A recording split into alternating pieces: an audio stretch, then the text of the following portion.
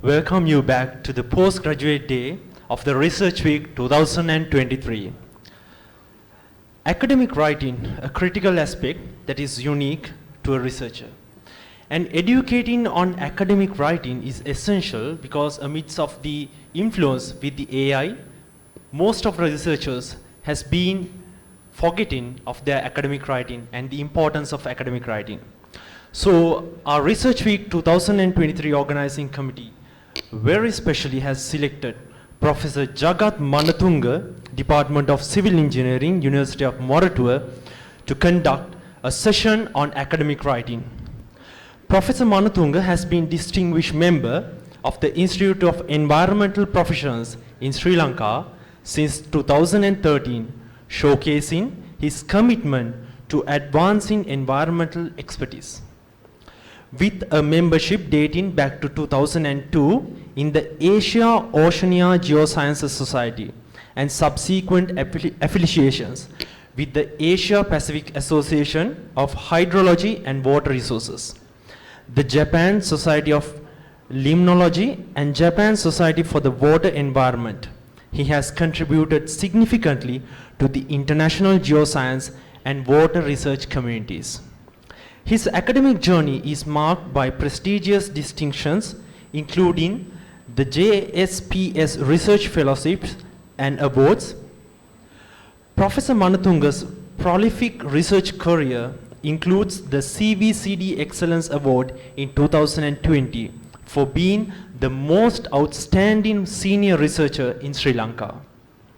His excellent paper publications has been recognized with awards for many years.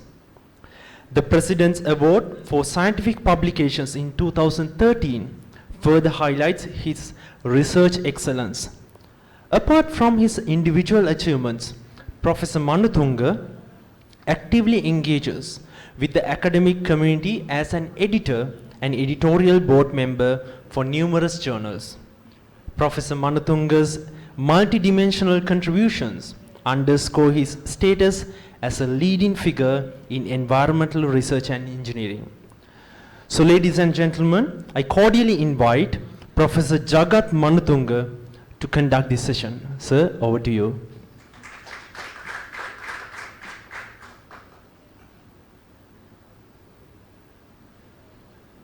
Thank you very much for the very long introduction.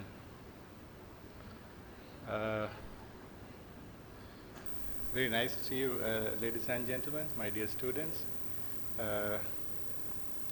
Very good evening to you. I hope that you had a cup of coffee, a piece of cake. I hope that this hour is a little better than soon after lunch. You might not feel sleepy. If not, if you feel the urge of going back home, please bear with me. I might take a little more than 1 hour. In fact, I was assigned the title of academic writing. Yesterday I sat back and I was thinking of what to speak about in academic writing. I thought it might take half a day to speak on academic writing. So early in the morning I called Professor Virajini and I asked her, can I select a smaller topic within academic writing? She said yes. Then I thought I will start with tips to write an effective abstract. Don't ask me what the meaning of effective. It came to my mind and I just had it on the title, right? So it's just tips to write an abstract, right? If you don't like the word effective, you can just omit it, okay? So I formulated a couple of slides. In fact, there are 55 slides, not couple of slides. So I will be showing you these 55 slides I have prepared for you, right? So if you have anything to discuss, please raise your hand. Probably you have more experience than I have on the things that I'm speaking here. Please you raise your hand, stop me. We can have a discussion, no problem, right? I can skip a couple of slides, that's okay. I value your participation, your contribution. Please, if you have anything to share with the audience, please raise your hand. Please speak up, right? I value that more than anything else, right? Now, this is the essence of today's presentation. Abstract. It's a self-contained summary of a larger work, right? That's why it's called an abstract. Usually, it's situated at the beginning of the work. If you are producing a thesis, it's at the beginning. If you are producing a research paper, it's at the beginning.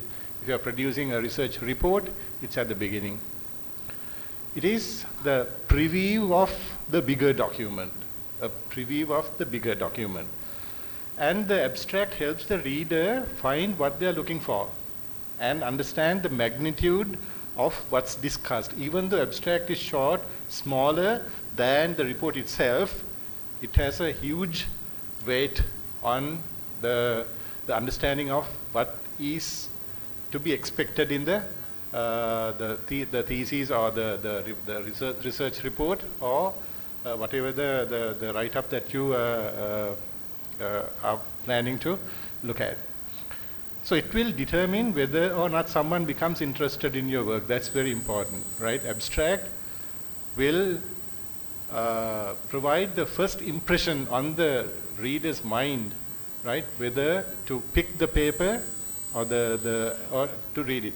And on the other hand, if it is an examiner, once he picks the thesis, he will not go through anything else, but the first thing that an examiner will do is to look at the abstract.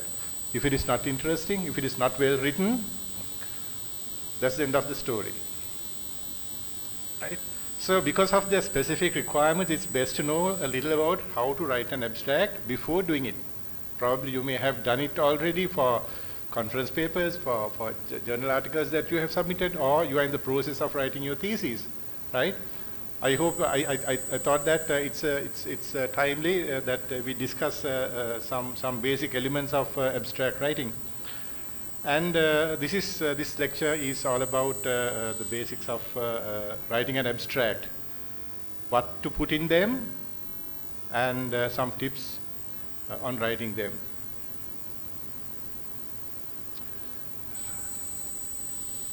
So if I ask you to choose, now this is a list of movies on Apple TV, right? Which one would you choose?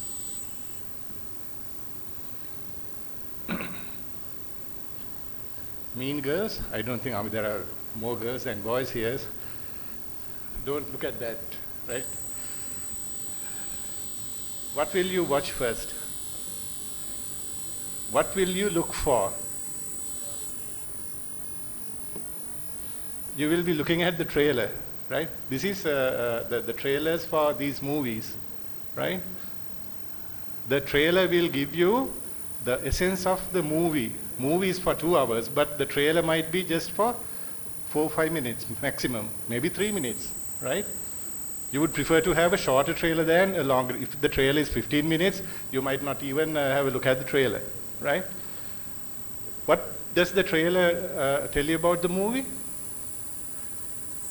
Right from the beginning till the end. It will even tell you who the producer of the movie is, who the main actors are. Right from there, the story the development of the story, middle and the end. Everything will be condensed into one small clip, a movie. Abstract is the same representation of your larger work. You put them everything into one condensed work, right? So if the abstract is not interesting, like the trailer, nobody is interested in going through whatever the write-up that you will produce. As the examiners will go through the thesis because it's their duty to go through the thesis, but for a reader of a journal article, the story is different, right? But for an examiner, if the abstract is not well written, whatever the amount of time that you spent in doing the research might not yield positive results. And don't ask your supervisor how to write the abstract, right? He might not tell you, and he might not devote his time in telling you how to write an abstract, right? Just try to speak to your supervisor and ask him how to write the abstract for my thesis. Just, just one of my students, I don't know whether she will come and ask me how to write my abstract. Right? And you need to know how to write an abstract, otherwise this is what will happen to you. Right? An abstract, so we need to explore this a little further. What's an abstract? It's a short summary of the research work, your research work. For research papers or manuscripts, it can be only one paragraph. Maybe very short, maybe 10 to 15 sentences put together, just one paragraph, or 100 to 200 words. For theses or monographs or research reports, the length of the abstract depends on the requirement. For a thesis, you might have 1 page. It's very rare to find a thesis with 2 pages of abstracts, because the supervisor himself or herself might tell you not to have abstracts for more than 1 page. But research monographs or research reports, or if you are planning to submit a report for your funder, say funding agencies, it's a different story. You might have to have an executive summary or summary, which is lengthier than, it's longer than an abstract. A well-written abstract serves multiple purposes. An abstract lets readers to get the idea or essence of your paper very quickly in order to decide whether to read the full paper or not. An abstract prepares readers to follow the detailed information, analysis and argument in your full paper. And later, the abstract helps readers to remember key points from your paper. Usually, researchers, they keep track on this abstract, not these large documents which you call journal papers. Let me elaborate it and summarize it in 3 sentences. Abstract, it pronounces why someone should take your paper seriously, paper or thesis or whatever the write-up. The abstract convinces the world why months of your research matters. And the abstract will let people decide whether to read your paper further or not. And it's critical for editors for screening and to find qualified reviewers. Now, as the editor of transactions of IESL, Institute of Engineers, I receive about 250 abstracts annually. I go through the abstracts and I screen the papers based on the contents of the abstracts, right? The rejection rate will be about 30 to 40%, right? So writing the abstract, whatever the work that you have done should be reflected in the abstract. And also, I'm an editor of the Journal of NSF, right? The editorial board receives the abstracts twice every month of the submissions, and that abstract is used whether to go for a complete review or reject at the screening stage, right? If the editorial board decides to go forward with the paper, then the abstracts will give sufficient information as to who should be the qualified reviewers for that particular paper. So the purpose of the abstract is very straightforward. Nowadays, search engines and bibliographic databases they use the abstract as well as the title, not the full paper, to identify key terms for indexing your paper. And many times research indexing databases like Science Direct or Scopus show only the abstract of the papers in the search, right? You may have experience. You first have a couple of keywords for the search, and then you go through the list, click on the abstract. First you read the title. If the title catches your attention, you click on the abstract, you go through it, and then you decide whether to download the full paper or to find the full paper or not. And what you include in the abstract and the title are crucial for helping other researchers find your paper. Abstract and title, they go together, right? You can't have them separately. An abstract is one of the most read parts, probably the only part that is read by a third party of a research paper. And it's very tricky for the same reason. In fact, many researchers check out the abstract to decide whether to further explore into the abstract or not. And with the number of citations being the most prevalent metric for impact factors, it has become more important now than ever before to write a clear, concise, and a compelling abstract.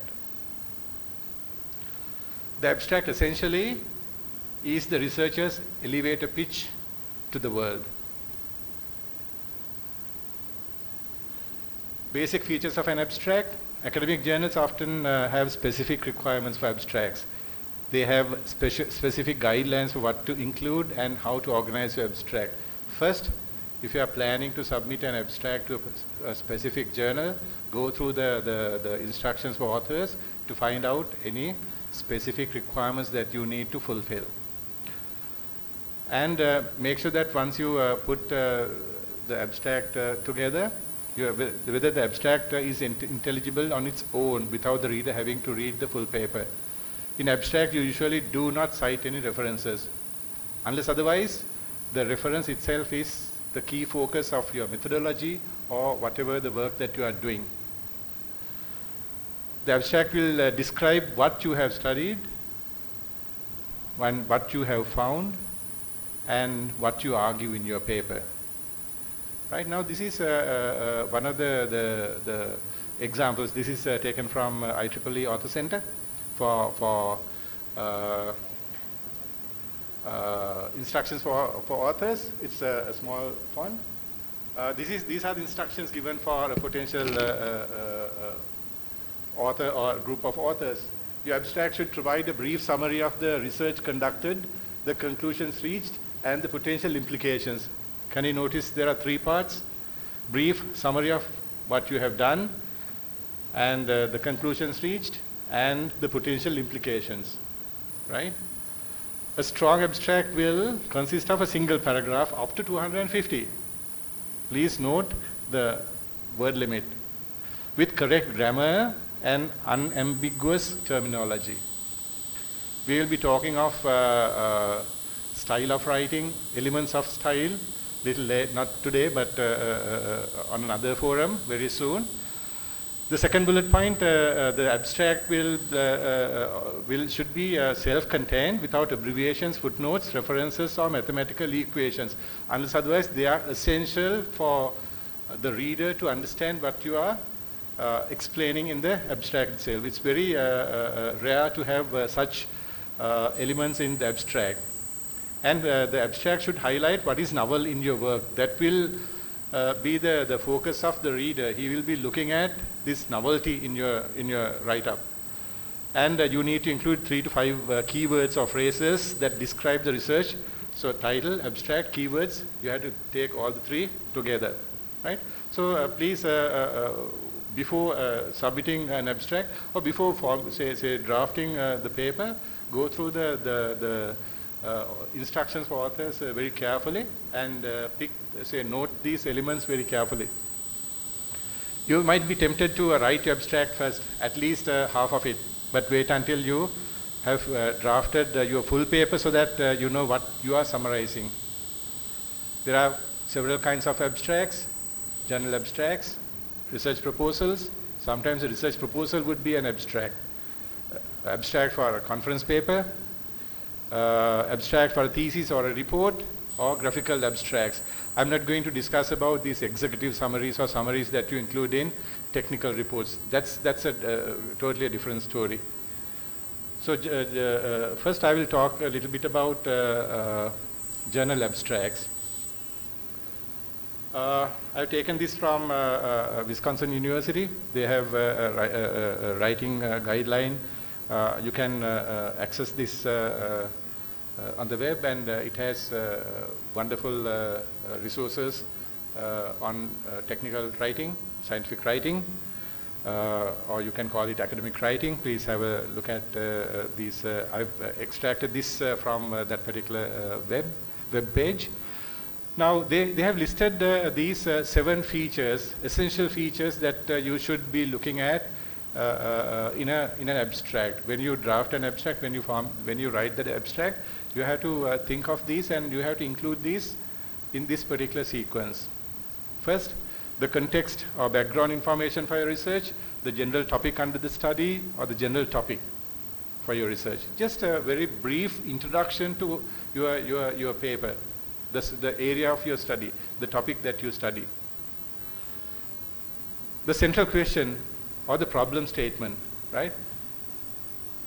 What's already known about this question? What previous research has done or shown? This 1, 2, and 3, and then 4, the main reasons, the need, the rationale, or the goals for your research. These 4 are very important. Sometimes these 4 can be formulated in just one sentence, part of the sentence.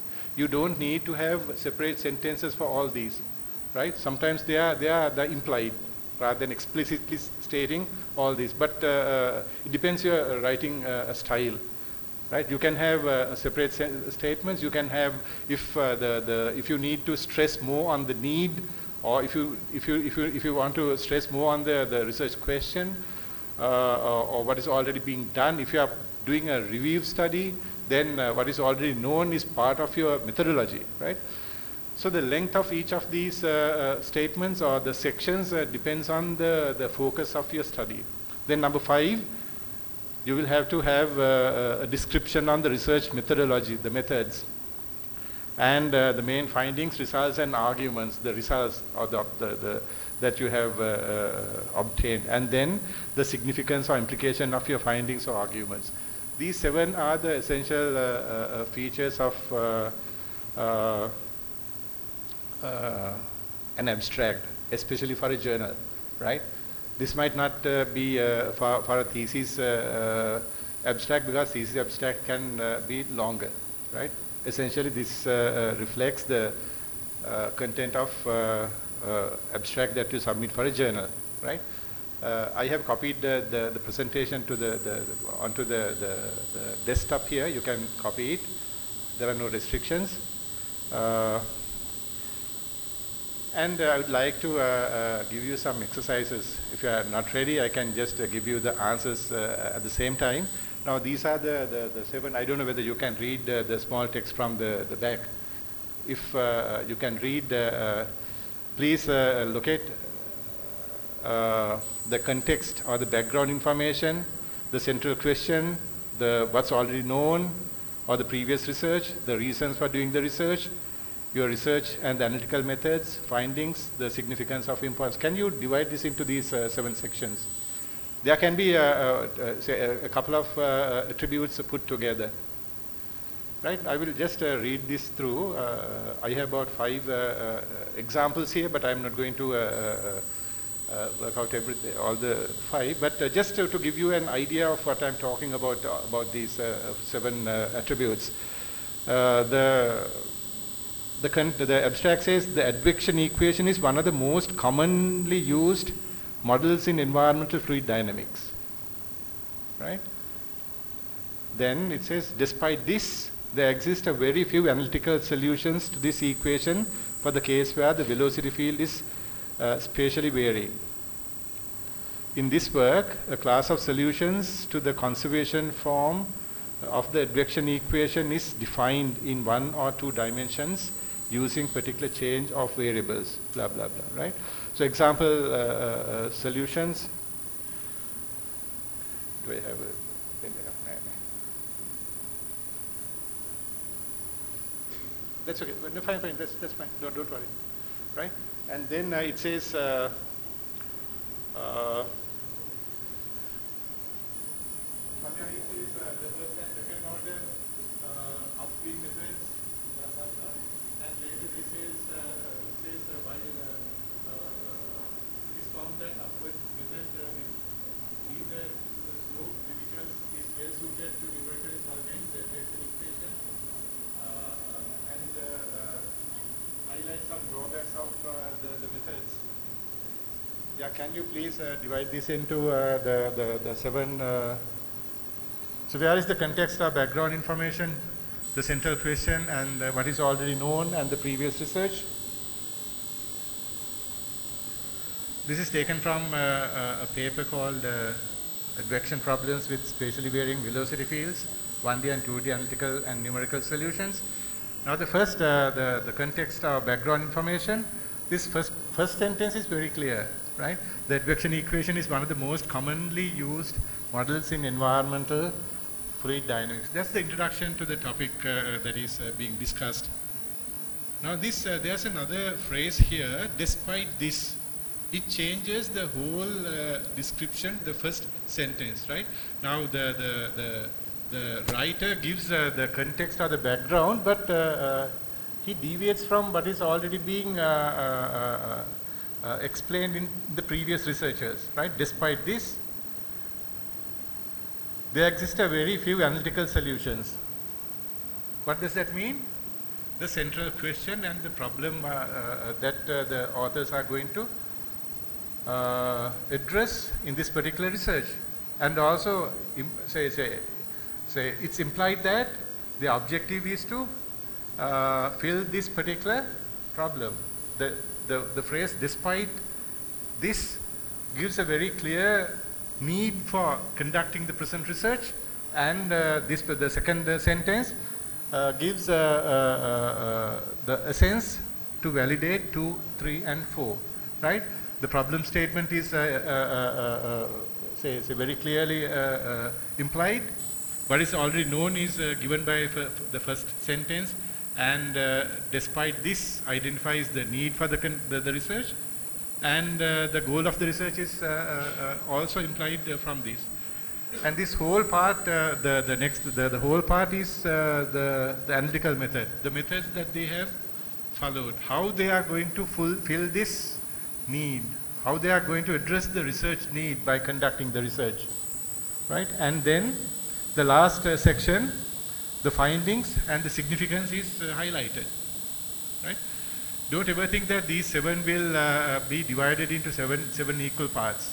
Depends on what you are going to describe, the nature of your study, and especially, particularly depending on your writing skill, right? So this paper, they very clearly identify the research need by referring to what has already been done by previous studies, and their main focus is the methodology, right? And also they have given a prominence to the discussion of the results and the implications, right? So please make sure that when you write an abstract, whether all these elements are embedded in that particular sequence. You can't discuss about the results before you explain the methodology, right? So this is a sequence. You have to follow this particular sequence, these 7. But you can't combine 3, 5, and 6, right? But you can combine 1, 2, and 3, and 4, right? You can combine 3 and 4. But these 5, 6, and 7, they are more independent. But 6 and 7, they can come together. Results and the implications of the results. Now, like the results and discussion you put together in your thesis, 6 and 7 can come together, right? But 5, of course, has to be independent, right? Another example, this is a multidimensional tropical forest recovery. This tropical forests disappear rapidly because of deforestation, yet they have the potential to regrow naturally. We analyze how 12 forest attributes recover during secondary succession, blah, blah, blah, blah. And tropical forests are highly resilient to low intent, they gives the results. And then towards the latter part, it provides a description of what they have found and the implications, right? Now, if I go through the text, this gives the context or the background to the study. And then this particular mood changer yet deviates from what has already been studied, right? Which gives the need for the study. Yet they have the potential to regrow. It gives a very brief summary indication of what has already been done and what is to be done, both put together, right? So we analyze now, they describe the research methods, and says much of the abstracts is devoted to the main findings and arguments, and implications are given at the end, right? You can see how they have organized this. This is from Science Journal. And I have given you 3 more examples. You can leisurely go through these. But please note that these phrases, due to the increasing tendency, the need to address, right? So due to that increasing tendency, it gives some kind of a need, has become more important currently, the present context. However, it's a mood change, it's a change, it's changing the direction, may not, right? So this relates to 1 and 2. This relates to currently what's already been, what's already known, and main reasons why you are doing it, right? The need is identified by this particular phrase, however, and then the main findings and the significance implications put together, right? And another example here, and I would like to give you an exercise to go through, but time might be a restriction, but you can go through these leisurely, which I have given in details. Right? Please look at these words, yet.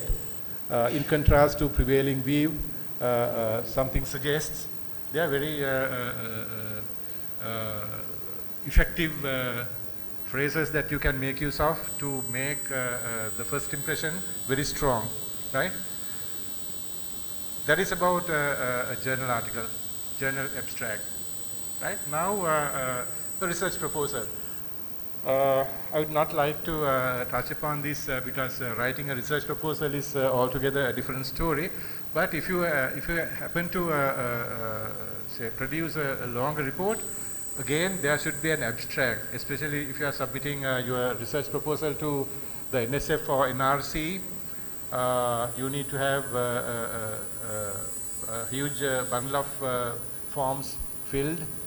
But you need to bring in an abstract at the front page summarizing what you have outlined as your proposal, right? So the abstract, it acts as the first step before conducting research, or you have to submit your proposal before enrolling in the degree program, right? Or if you are applying for funding, again you have to submit a research proposal, right? Essentially, these research proposals should include, the abstract should include the research question, the theoretical position and the significance of your work, and the hypothesis or the major objective of your project. You need to have a clear understanding of the aim of your research and objectives. Most of you have doubts about it. Your plan of action and the procedures to be followed, or the methodology that you propose, and very importantly, the potential impact of your work, and your relationship to previous work, or whatever that you propose should be related to previous work, without which you will not be able to identify the research need. Usually the length depends on the specific guidelines. You need to summarize the idea to the real world, general or specific topics. You need to show the gap and the need. Why do you want to do the research? And present your goals or objectives, outline your plans. Now, some students have main objectives, sub-objectives. Objectives are objectives, right? So don't have main objectives and sub-objectives. Outline your plan and methods. Methodology is very important. That's where you prepare your budget. Without a proper plan or methodology described, you will not be able to estimate the budget, or you will not be able to propose a timeline for the research, right? And explain your expected results, and what these the expected results mean, their significance, and how your efforts will contribute to the advancement of science. These are the essential elements that you need to include in a research proposal, right? I will not go into details of this, but the second bullet point is very important. For anybody to put a research proposal together, you need to have finished your literature review conducted thoroughly, right? At least so majority of the theses that I read nowadays, the candidates, the researchers, they summarize the literature. They do not review the literature, right? When it comes to the introduction, for example, if somebody is talking about, a couple of days back I was listening to an Enfield presentation. Now this candidate was doing some research on membrane filtration techniques, right, and adsorption. Now the introduction is all about water scarcity, water pollution, nothing about filtration, nothing about adsorption. Don't ever think that the examiner is new to your particular topic. You are not writing to lay people. You are writing to a very advanced audience. Please omit all the unnecessary introductory parts. If you are working on adsorption in terms of pollution removal, don't ever talk about water pollution, right? Anybody would know about water pollution. Don't talk about water scarcity. Talk about the mechanisms of filtration, mechanisms of adsorption. Now, I'm taking examples from my own field, right? Please assume that the reader is more knowledgeable than yourself. Then you will have the feeling of how to write your introduction and then the literature review. You never have a literature summary in your thesis. You have a review. You will not be able to write your abstract for a research proposal or a thesis without having a proper review conducted. Even I stress on this point because for a research proposal to be complete, you need to know what you are doing in the first place. To identify the research need, to define the research objective, you need to know what has already been done, right? For that, you need to have a complete understanding of what others have done previously, right? So literature review is very important. We will talk about literature review some other day. Number 3, conference abstracts. Conference abstracts, you have two types of audiences, primary audience and the secondary audience. Who are the primary audience consists of the conference scientific committee. They will go through your abstract first. You have to make sure that they are happy about what you have written, without which the abstract will be rejected. You will not be invited to submit your full paper, right? So you should aim at acceptance of your abstract, right? So unlike a journal abstract, you have to make sure that you submit a very concise, very condensed write-up for the conference scientific committee. They might have hundreds of abstracts to go through, right? Maybe in a very short period of time. The abstract deadline would be today.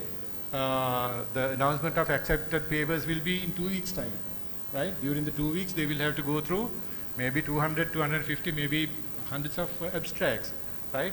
The longer the abstract, the more unattractive for the scientific committee to go through the abstract, right? You have to be very careful.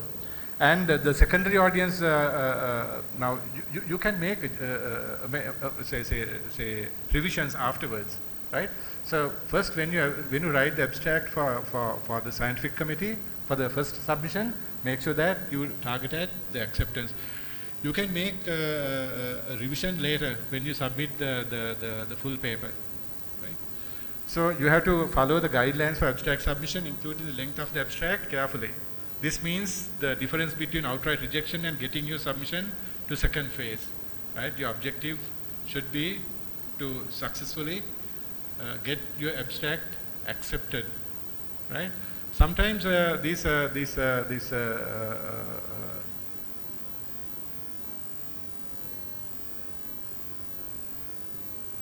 this conference abstract, sometimes you have some predicted results, right? Conference might be in 3 months' time, right? So if you might be submitting your abstract now, expecting that you might get results next month, right? You can do that, right? You can state that your work is ongoing, and I expect to have these results, and these will be the implications of results that I'll be getting. And the fourth type of abstracts are the thesis abstracts.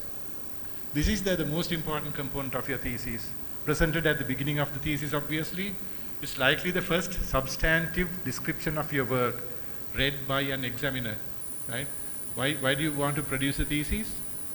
To defend your work. You want to make the examiner happy. Probably the supervisor might have gone through the thesis, if you are lucky, may have given you some comments for improvement. So make an impression on the examiner, right? So that should, now getting the degree is the most important thing that you need to achieve, right? Without which there's nothing, zero. So this, so when you compile the abstract, you should view it as an opportunity to set the positive expectations, right? You might have done a lot of work. Your thesis might have very good results, but if the abstract would not reflect the sense or what you have achieved, if it is not a reflection of what you have achieved, your achievements, then you might lose points at the beginning. Probably later you can catch up, but you have to make a first impression good. The abstract is a summary of the whole thesis. It represents all major elements of your work in a very highly condensed form. An abstract often functions together with the thesis title as a stand-alone text. Abstracts appear in bibliographic indexes or indices. They may also be presented in announcement of the thesis examination. Probably the announcements might carry the abstract. Or sometimes potential examiners are picked based on the abstract. Very recent I got a PhD thesis from India. They first sent me the abstract and asked me whether I would agree to be the external examiner, right? I might not be interested if the abstract is not well written, right? If the abstract catches my attention, I'll be very glad to be part of the thesis examination.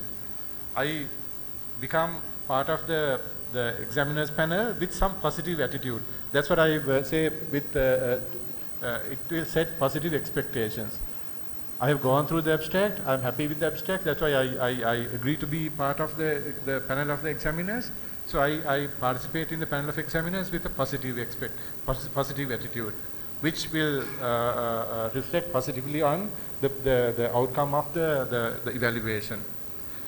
And the third bullet point, an abstract often functions together with the, okay, we have done it.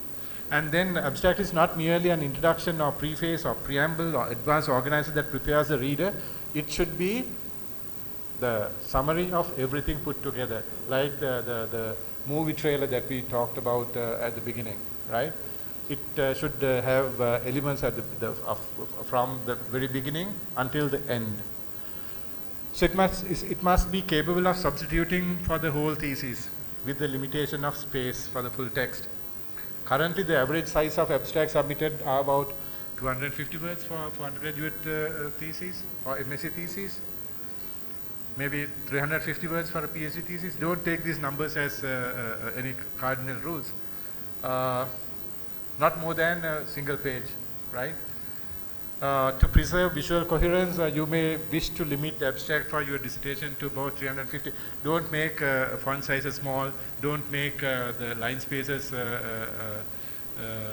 say smaller than. It should be the same font size, the same line spacing, same margins. Sometimes when you have a long abstract, you make the font sizes small, right? Don't do that. The structure of the abstract should mirror the structure of the whole thesis. For example, if your thesis have 5 chapters, take certain elements from each chapter. But you don't have to divide everything into say equal say weightages, right? but it has to have all these elements put together. But don't ever take elements from your literature review, unless otherwise you want to make a point on the research need, right? As in the thesis itself, research need, the question and objectives are very critical in ensuring that the abstract is coherent and logically structured. They form the skeleton of which the other elements adhere to. Please make sure that you very clearly present the research need or the research question and the objectives very briefly. They should be presented near the beginning of the abstract. There is only room for 1 to 3 sentences, not more than that. You are say very limited with the space and the word limit. Don't ever have more than 3 objectives. Don't have a main objective and sub-objectives. Some students have about 3 main objectives, about 7, 8 sub-objectives. How can you put everything in the abstract, right? You can't have a short abstract for all the objectives that you have, right? So have just 1 or 2 objectives, maximum 3, not more than that. Do not forget the results. Presenting the results is the most important part of the abstract that you present in the thesis, right? Sometimes what you do is you describe the background, the research need, the methodology, and about 80% of the space is gone. And you put 1 or 2 major results, and then you conclude, right? Nobody's interested in the methods, unless otherwise your methodology is the key focus of your research, right? The primary function of your thesis is not to tell readers what and how you did the research. It is to tell you what you have discovered or found. That's where the novelty lies in. Please highlight the results prominently in the thesis abstract. Other information such as the account of your research methods is needed mainly to back the claims. You can have, you don't give references to the main text, but you can very nicely refer to the text.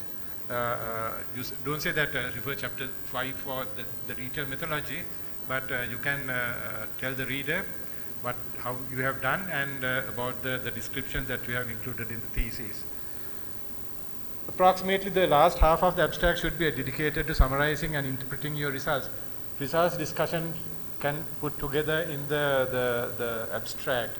Interpretation of your results is very important. Results and the interpretation or the implications, especially when you are doing an MPhil or a PhD. For a thesis, you can use a structured format, structured abstracts. What you can do is, these are taken from, this is from Science Journal, Science, and those 2 are from Nature.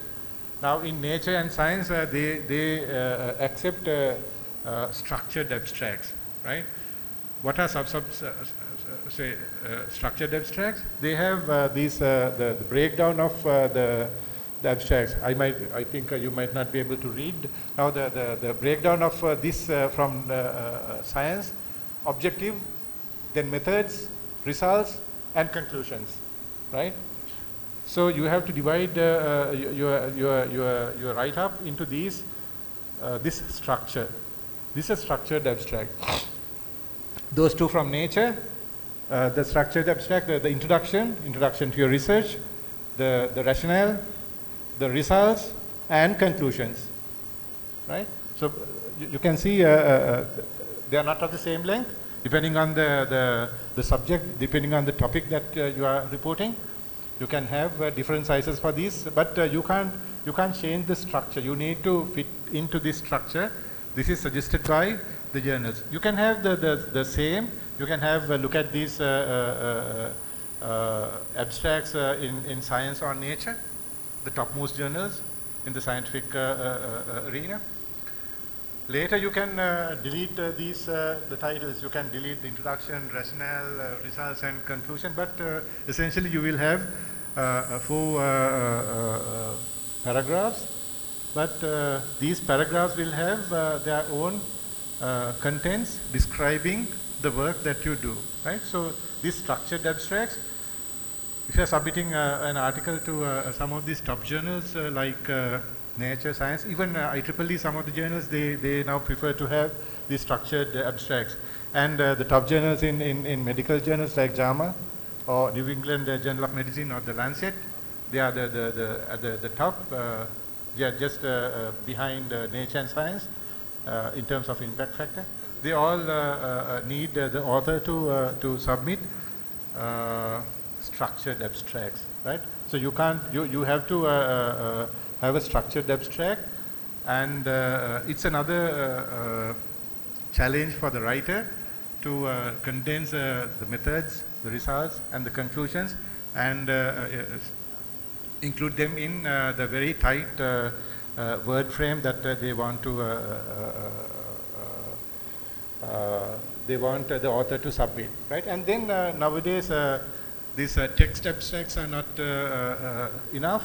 You need to have a second type of abstracts, which are referred to as graphical abstracts, right? So you need to be a good designer to present the abstract in a graphical format. Right now, this is taken from a journal paper. The abstract, it has about 190 words, and this is all about heavy metal pollution in a catchment area in China. Now, this is the graphical abstract. Now, these points indicate the location of heavy industries and the watershed, and where the pollutants are emitted to the water environment. And the middle graphs taken from the results gives concentrations of heavy metals found in streams and rivers. And based on the results, they have predicted high-risk areas where water is polluted with heavy metals, right? By just looking at it, you can get an idea of what is to be expected from the paper, right? So it is complementary to the text abstract. Even without the text abstract, you can look at the graphical abstract and then get the idea of what to expect from the paper. Right now, this journal publishers say that they get more than 2 times clicks on papers where graphical abstracts are present with compared to those papers where abstracts are not, graphical abstracts are not present, right? So to catch the attention of the reader, you can have a graphical abstract put together. This is again a graphical abstract. I'm not going to go into details, but the essential elements of the paper can be put into a graphical form, and it will, now this is again from Nature Review about cancer. It's very easy to read. Now this is very interesting where microbiota is explained for different types of age categories of humans, from fetus to baby, toddler, adult, and elderly. And the dietary habits are given as now for toddlers, babies, breastfed babies, formula-fed babies, and solid food babies. And they've analyzed the microbiota in their guts, right? And the type of microflora is given in different colors. And for breastfed babies, for formula-fed babies, and solid-fed babies, the percentage of these microbiota present in their guts are given. Different age groups, different now for toddler, it's antibiotic treatment, healthy, and malnutrition toddlers. By looking at it, the reader can get the sense of what is reported in the paper. It's a very nicely presented graphical abstract, right? So when you are writing a paper to a journal, almost all the journals now need, they require the authors to submit a graphical abstract. Please plan the graphical abstracts very carefully, because it probably the reviewers might not comment on the graphical abstract. It's up to you to make a good first impression based on the contents of the graphical abstracts. And there are different types of abstracts that you can make use of. Localization, depending on the location, and then a flow diagram, tables, schemes, organograms, timelines, combination of any of these, you can have a graphical abstract.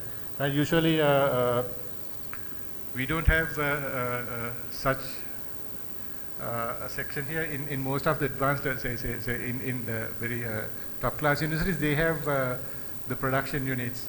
The researchers, they conduct research, and the production part is done by another team, right? So you don't have to waste much time on designing these, because designing a graphical abstract might take a little time.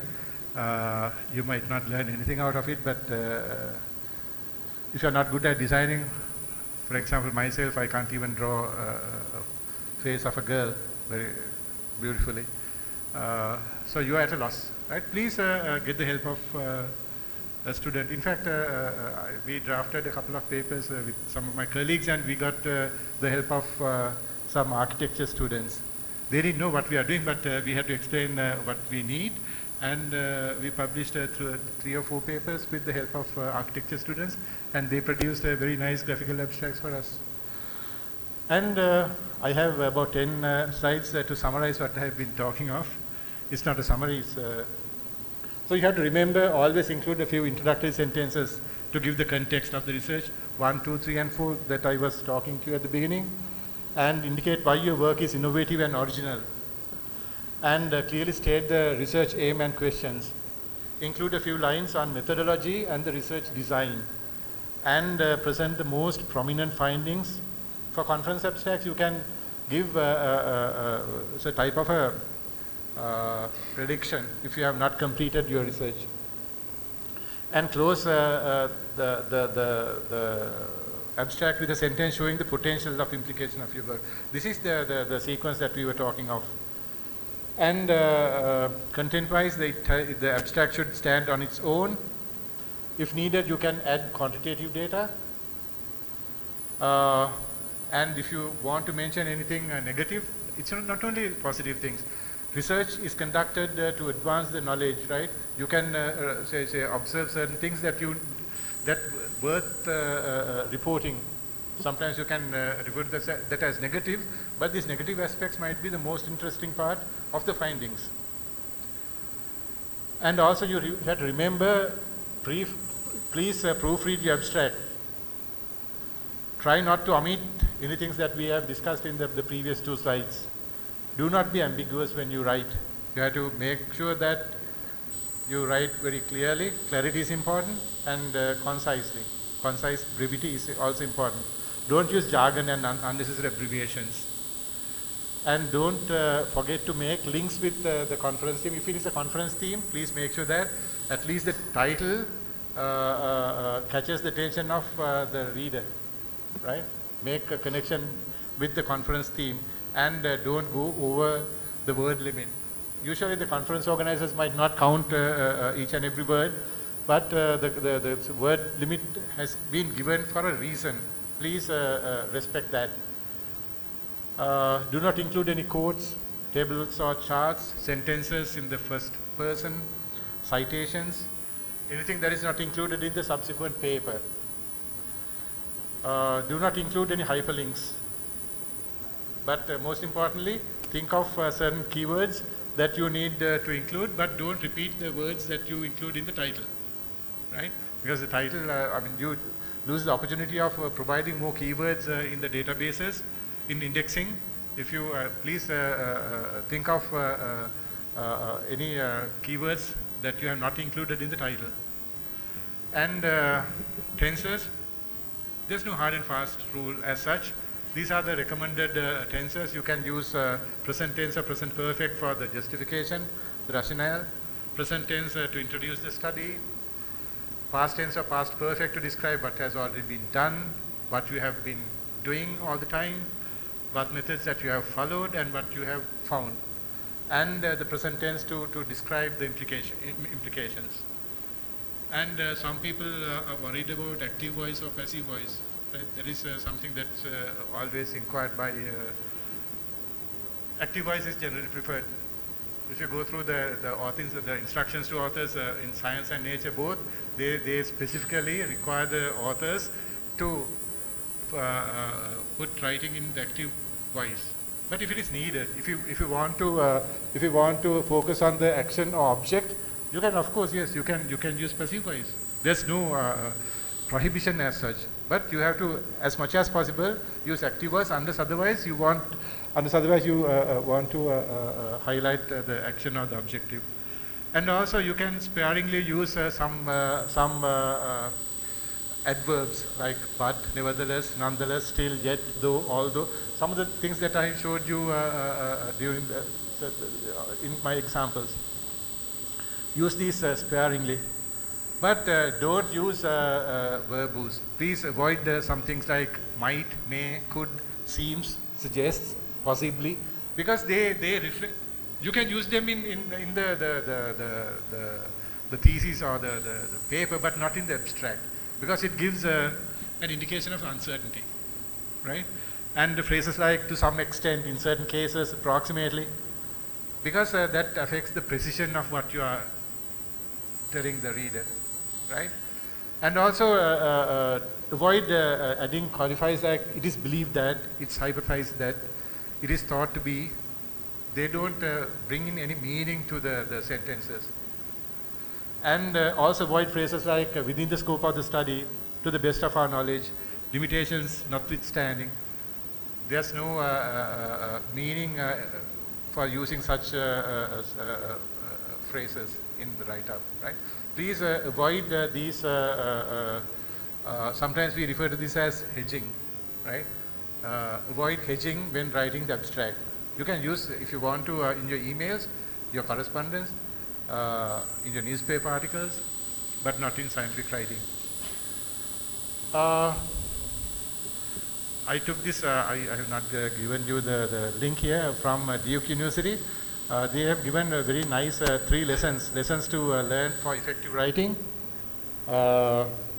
Subjects and actions, put actions in verbs, put character in subjects, keep subjects near verbs. And then cohesion, coherence and emphasis is also important. Put new information last. Use passive voice carefully. You can use passive voice, but do it carefully, not sparingly. Make sure that first and the last sentences of paragraph match, to make sure that you have the same line of information in a particular paragraph. If something is mismatching, please break the paragraph and put the information in the second paragraph. And then lesson 3, omit needless words. You avoid excessive hedging. And also these sentence structures which are called bamboo structures, avoid such things, right? It's you connect all the sentences put together. Please make short sentences, right? Don't connect sentences with and, therefore, thereby you have so many connectors like this, like in a bamboo shoot. Prefer simple words, right? Don't use methodology instead of methods. Don't use words like utilize when you can use the word use, right? You need to understand the syntax or the definite meanings of these. Method and methodology are 2 different words, but you might be using them without any indifference. Utilize and use. Understand the meaning of these words before you use them. And use adjectives and adverbs very carefully. And don't assume anything. Don't assume your readers know everything you do, right? They will understand based on what you put in writing, right? I know what my students are doing, but a reader from some other institution might not know. Don't assume all published papers have good abstracts. Even if you go through a certain very good journals, some abstracts are not very well written. Don't assume your supervisor, senior, colleagues will fill gaps, right? Supervisors are the least helpful in this exercise, right? You have to revise and revise before finalizing. Seek feedback before finalizing your final drafts. I am not going to repeat what Ernest Hemingway has said. The first draft of anything is such a thing, so don't ever expect that your first write-up is good writing. Keep on revising until you arrive at a very good and this is from a publication where common mistakes. Usually grammars and typos are the most common mistakes. followed by missing information, ambiguous aims, undefined terms, no links to the theme, and the word limit. Learn your grammar. Don't hype the abstract. Sometimes, so when, say in conference themes, we select the papers based on the abstract, and when we receive the full paper, something like this. Okay, thank you very much.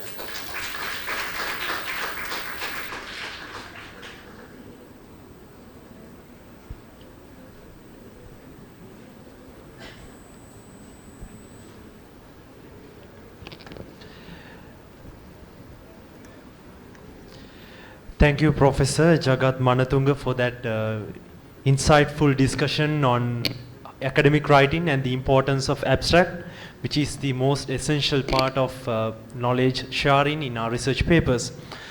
So it is our responsibility to honor our key resource persons who conducted an effective session on academic writing. So to present the token of appreciation, I cordially invite Professor Virajini Karunaratne.